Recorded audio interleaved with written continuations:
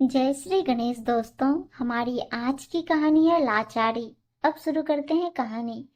बहू कुछ नाश्ता दे दो, आज नाश्ता नहीं मिला। कमरे में दोपहर 12 बजे सो रही बहू को ससुर जी ने आवाज लगाई। अंदर से कर्कश सी आवाज आई, मेरी तबीयत खराब है बाबूजी, मुझसे कुछ ना कहिए, जाइए किसी और से कहिए। कहकर बहू सालनी सो गई, बिना देखे कि उस बुजुर्ग ने सुबह से कुछ नहीं खाया। निरंजन जी की आंखों से आंसू छलक आए। जाने कितनी यादों को याद कर उनकी सूख गई आंखों में आंसू का पर्दा सा आ गया। जाकर पोती से बोला, खुशी बिटिया नाश्ता दे दे कुछ, तेरी माँ बीमार है शायद। खुशी को माँ ने ही तो संस्कार दिए थे, तो वो माँ से अलग कहाँ थी। बिना हिचके बेग उठाती हुई बोली, दादाजी मुझसे कुछ ना कहिए, मेरे क्लास का समय हो गया, मैं तो चली। पोती की बात सुन सामने खड़े रह गए निरंजन जी और खुशी चली गई। वो बैठ गए अपने चौकी पर। जब से गांव छोड़ इस घर में आए कभी अपनापन न मिला। गांव में जैसे सारी खुशी का पोटली छोड़ आए। बड़े चाव से गांव से शहर आए थे निरंजन जी। बेटे का घर बन गया, बेटा बहू के साथ रहूंगा कहते हुए अपने दोस्त मित्रों से विदा ली थी निरंजन जी ने। लेकिन ये दिन देखना होगा, ये कभी नहीं सोचा था। अपने आप को संयत कर उठे और मोहल्ले के दूसरे गली में रहती थी उनकी बेटी कोमल। जेठ के तेज चिलचिलाती धूप में तेज कदमों से चलते हुए पहुंचे। बेटी के दरवाजे पर दस्तक दी, लेकिन दुख का ऐसा भाव आ रहा था कि जी हो रहा था कि दरवाजा खुलने से पहले ही चले जाएं। कैसे बेटी से रोटी मांगूंगा, कैसे कहूंगा कि मैं भूखा हूँ। सोचते हुए वापस मुड़ ही रहे थे कि बेटी ने दरवाजा खोला। पिता को इस समय देख वो हैरान थी। बाबूजी आप आइए ना, लेकिन इतनी धूप में आप क्यों निकले बाहर, आइए बैठिए तो यहाँ। कहते हुए जल्दी से पंखा और कूलर चला दिया और भागकर पानी का गिलास ले आई। पानी नहीं बिटिया, 2 रोटी खिला दे, कहते हुए सर झुक गया निरंजन जी का। आंखों में आंसू आ गए। कोमल भागकर रसोई गई। 2 रोटी, दाल सब्जी थाली में डाल और भागकर ले आई। उस पल में कुछ सोचने समझने की ताकत खो दी थी जैसे कोमल ने। पिता के सामने थाली रख दी और बैठ गई वहीं पास। कुछ मिनट में ही 2 रोटी साफ हो गई। खाकर तृप्त हुए तो बेटी ने डरते डरते पूछा, बाबूजी क्या हुआ, भाभी घर में नहीं थी क्या, आप ऐसे।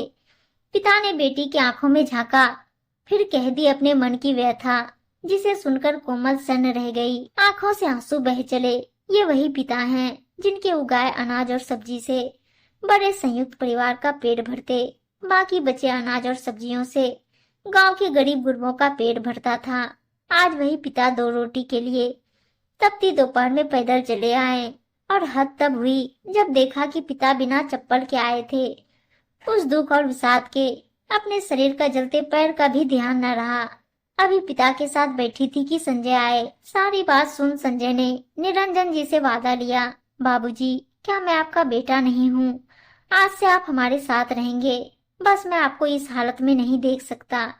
किंतु पिताजी को बेटी के यहाँ रहना अच्छा नहीं लगा तो वो नहीं माने। मगर संजय ने बाबूजी को रोज सुबह आने के लिए मना लिया। रोज सुबह नाश्ते के समय आप यहाँ आएंगे। बेटी के घर का नहीं खा सकते, लेकिन बेटे के घर तो खा सकते हैं। निरंजन जी की आंखों से आंसू बह चले। संजय ने उनका हाथ थाम लिया, बाबूजी आप किसी बात का दुख ना करें, बेटी है यही आपकी। और सब कहते हैं ना कि बेटियां बड़ी होकर माँ बन जाती है, तो चलिए देखते हैं कि आपकी बेटी मातृत्व के दायित्व का निर्वाह कर पाती है या नहीं। कहते हुए संजय हाँ हाँ करके हंसने लगे और उनकी हंसी सुन निरंजन जी भी मुस्कुरा उठे। संजय के सिर पर स्नेहिल हाथ रख उठे और चले गए।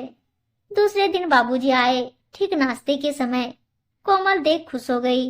बाबूजी का हाथ थाम डाइनिंग टेबल पर बिठाया तो देखा बाबूजी ने सफेद गमछे में छोटी सी गठरी पकड़ी थी।